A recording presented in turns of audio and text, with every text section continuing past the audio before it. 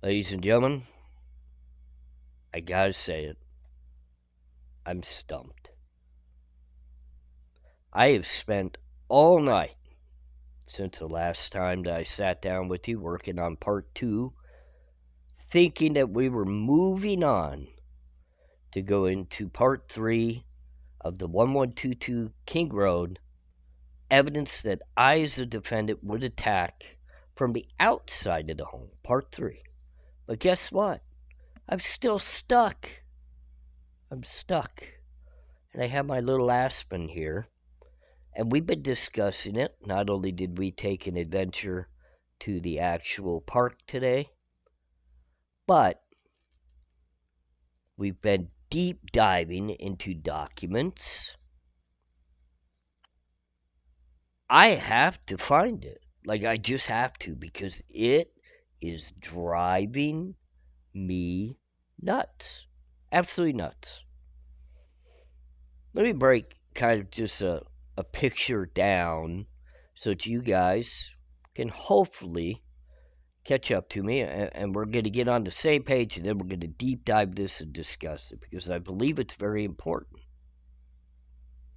Bryan Kohberger had an arrest warrant issued for him, to where they raided his home via SWAT and other officers in Pennsylvania. And they had a search warrant, obviously, to collect said evidence from that home.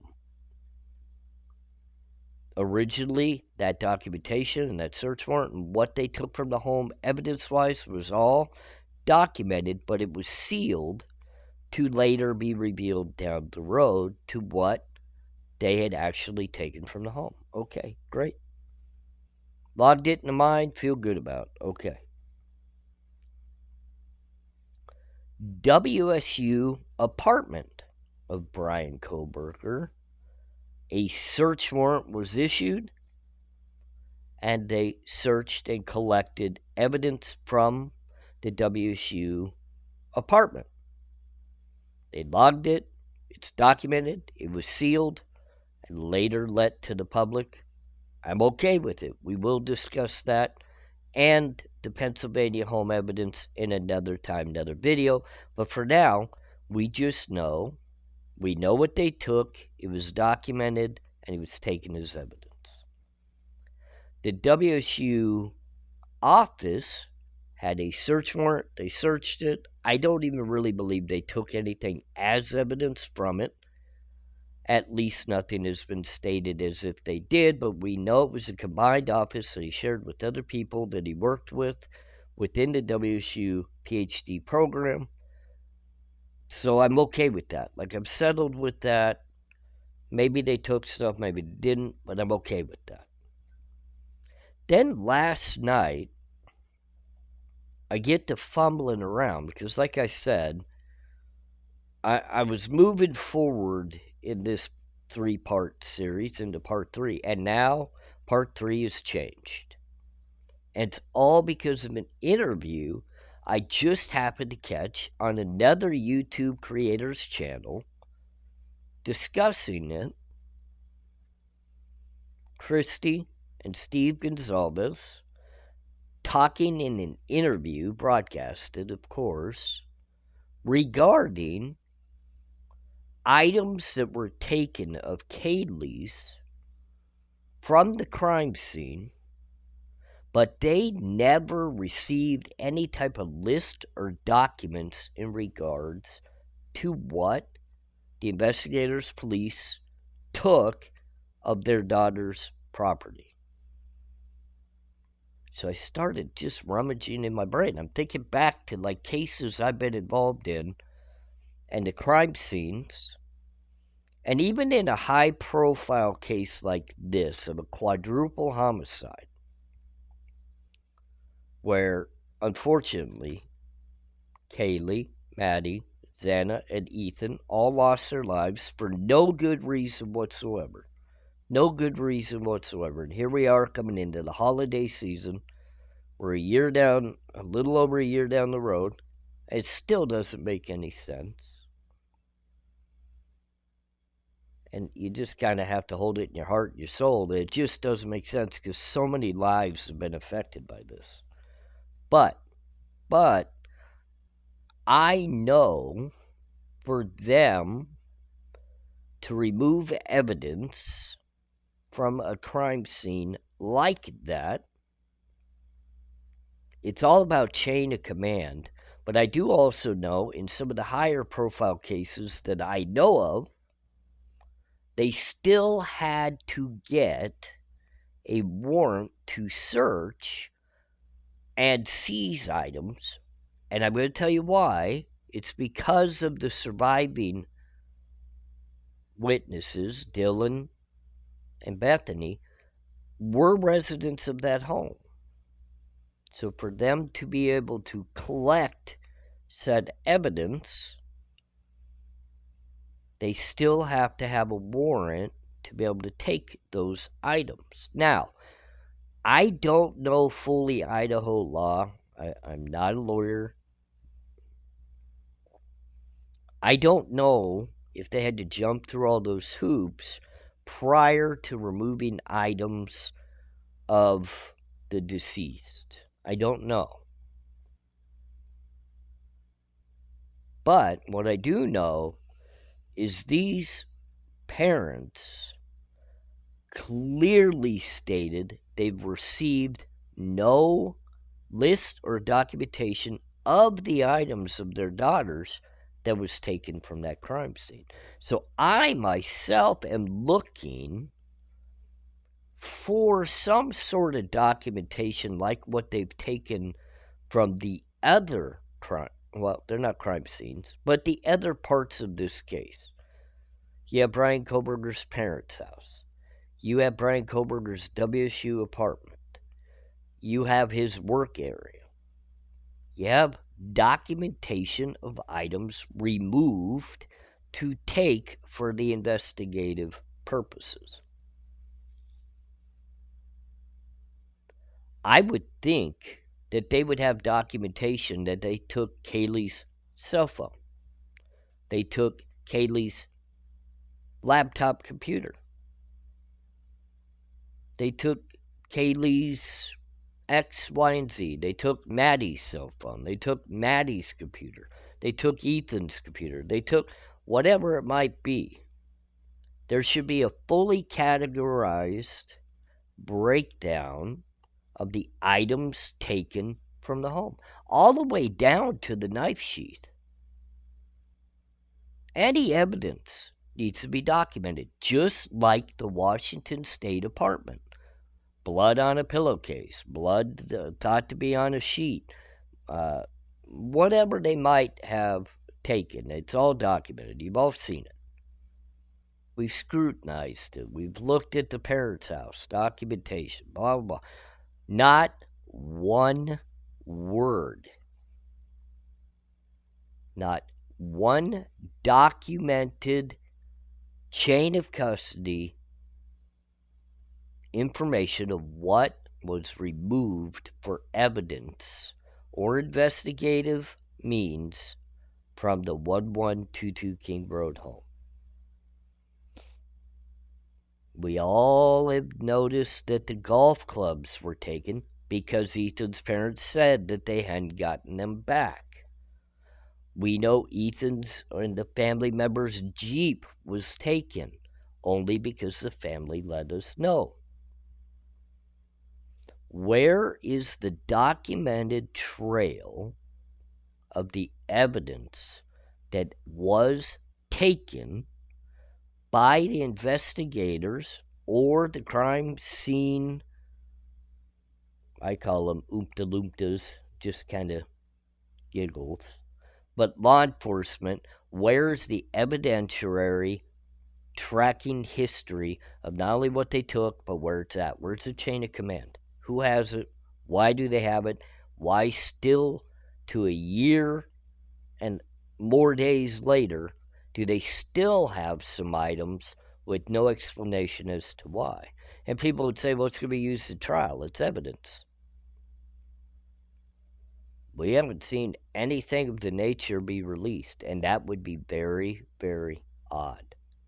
Why would they release the information of evidence from the Pennsylvania home? Why would they release the evidence that was taken from the WSU apartment? Why would they not give any inkling of a clue of what was taken from the crime scene home? And it doesn't even matter whether they furnish it to you or I. The family? You didn't inform the family of the items that you have taken from their deceased daughter or son? Not a word about it. They have no idea. They know of a few items because, I mean, it's pretty obvious to know your son or daughter's cell phone is gone. It's pretty obvious to know your son or daughter's computer is gone. But there are other items that those kids had, should say young adults, had, that the parents might not know about, and how are they ever going to know to get it back? But even more so, how does everybody know without the chain of command starting from the crime scene, working itself into the evidence locker, what evidence came from the home and what evidence may have showed up from somewhere else? This is proof without a reasonable doubt, ladies and gentlemen. You got to be able to prove it. And if you don't follow the steps that are necessary to be followed when it comes to the chain of custody of evidence, how can anybody believe that your investigation was on board for this entire case?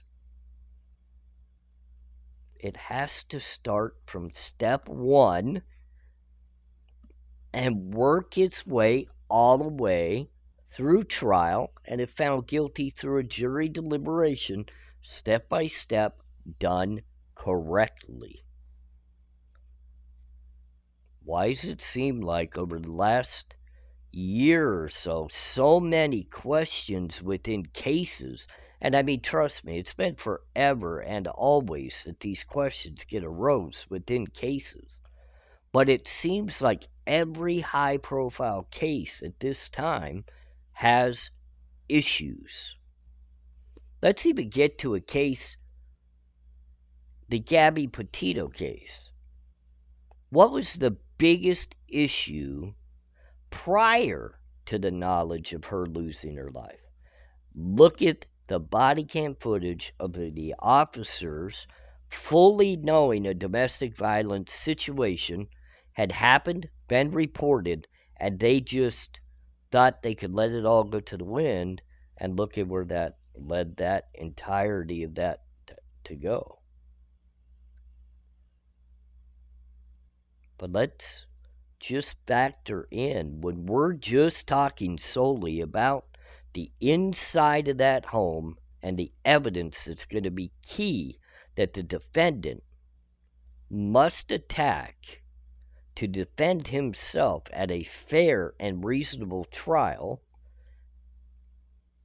shouldn't there be a fully transparent chain of command on every item taken for some reason from the crime scene into law enforcement possession? I mean, hell, I almost think that they need to document every single thing they got released from the home to the families that's not even being utilized as actual evidence.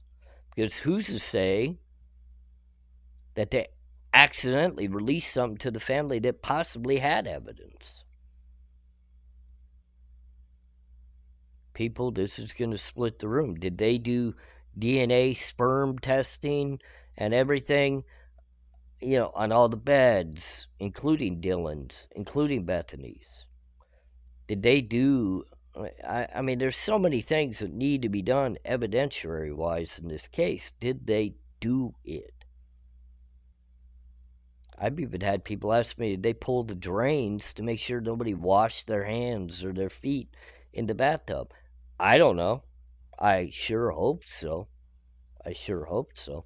But by the way I see how this case was investigated, I have this inner gut feeling, and I don't know, it's just a feeling that they feel or felt as though very quickly they knew who this was. They felt like they had it locked up, evidentiary wise, from the very get go, that they didn't have to deep dive. They could quickly negate some people, and they knew where they were heading, even though they don't want to claim that they did. I feel like that's the route that it's pointing because of the lack of transparency when it comes to evidence. Why would you not tell the family what items of their daughters you have confiscated and kept for evidence? And on top of that, why is there no document trail? Why do you not have a document trail? Because if they did, ladies and gentlemen, I guarantee you we would have had wind or even knowledge of it. There would have been something like a search warrant or an evidentiary collection list that would have been released in the court documents. Same thing as the WSU apartment. Same thing as the Pennsylvania home. Would have been no different. And there would have been no reason to not let it out. Put it out there. There's no reason to hold that back. There's no gag order that would have held that back. They should have let that out.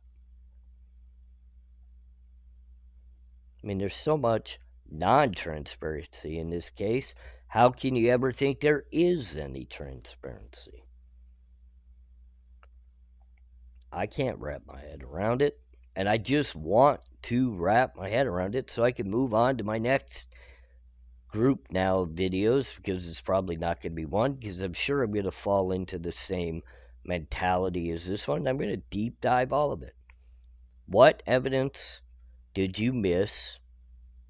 And as a defendant, I'm wondering, do I really have to do much to defend myself against your collected evidence in the courtroom? Or do I just need to walk in, kind of stay tight-lipped, and debunk a few of your theories to create reasonable doubt? That's all I'm going to have to do at this point. Hell, in my mind, your investigative team pretty much gave me my reasonable doubt. Anybody with common sense sees it. Anybody outside of the emotional realm of just locking up and throwing away the key on anybody in this case, Brian Kohberger, if you rationally look at everything within just eye view of this case, you don't even have to deep dive, and there's already personal, there's reasonable doubt that just comes from the personal knowledge. Sorry about that, ladies and gentlemen. Aspen bumped me, and she's a big girl and kind of moved. But go back, watch some of the Steve Gonzalez and the Christy Gonzalez interviews, and they give you some clues, whether they intend to do it or not. And I know a lot of people wonder whether they say it comes from emotional chaos and pain, but that's not a statement you make out of pain and frustration. That's a legitimate statement of, they haven't even shown us chain of custody on the items of our daughter they took in as evidence. So did they do it for any of the evidence in this case? Is there any chain of custody on any evidence? Be very interesting to see. I'm ARHayes. My little helper here is Aspen. We're a convict's thoughts. We're food for thought. Time to get to moving, and we're going to talk about the outside of the home next. Have a great night. Bye now.